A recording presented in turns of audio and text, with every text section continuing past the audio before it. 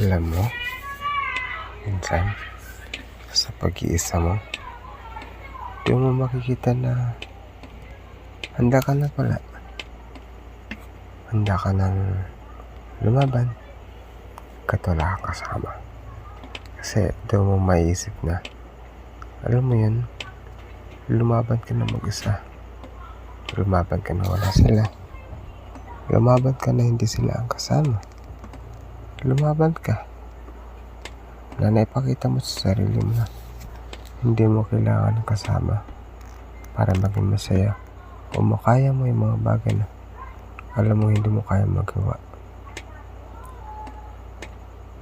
Ang katotohanan lang doon, hindi lahat ang kaya mo may kayang sumama para sa'yo.